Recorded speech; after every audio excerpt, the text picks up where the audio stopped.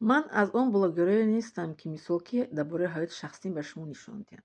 Ман ҳамин хел дар худам хел ният кардагиам дар ҳамин чӣ мегӯянд сайт канали худам ки фақат инсонҳоро мисол хурсанд кардан, настроенияшонро бардоштан, мисол ба инсонҳо манфиат овардан, суханҳои хуб, нек гуфтан, аз таҷрибаи ҳаёти худ, аз таҷрибаи худам, аз таҷрибаи сафарҳо, аз таҷрибаи тарбияи падару модарам, аз тарбияи мисол ки خودم به فرزندان داده ایستادم. اینا برای شما مثال حیات نمونه برای شما. مثلا به همین نیت من همین سایت شدم. با نیتی من نشدم که در شما نشون بدم من چه خیلی زندگی دارم، شوهر دارم، شوهرم کیه، خودم کیه چه. نه، همین درون اینترنت پر علمی حیاتی آدم‌ها. من نمیخوام اونانی باشم، برای که حیاتی من تماما دیگره. درباره حیاتی من اگر من شما از اول اگر مثلا قصه کنم، شما میگن که خیلی آدم بوده در همین عصر ما در زندگی ما. حیاتی من تماما عجیبه که از همه همین بگیم از خشتوارم، از هموطنام، از مسلمانان روی عالم من با پرگی فرق میکنم.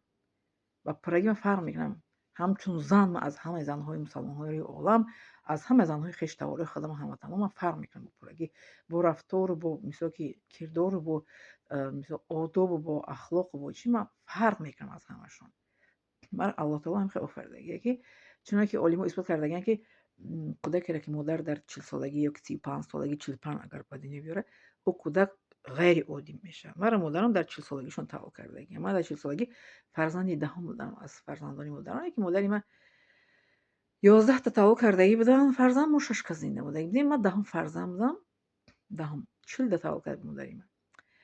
من همین کودکایی که مادرشون در 40 طلاق کردگی یعنی که در 35 یا که 45 را می‌بینم همونا مانندند، در یک چیز مانندند، مثال در یک فکرانی، اندیشرانی، در علم آموزی، در پیشروی، در حیات، مثال چی میگم با پیش حرکت کردن. باز من به شما یک چیزی که نقل میکنم، از این کمتر مثال ویدیو دراز نشه، یک چیزی برای شما درباره منفیت، کودک منفیت آوره و کودک منفیت نمی آوردگی سببش چی میشه در مثال محیطی که زندگی میکنن.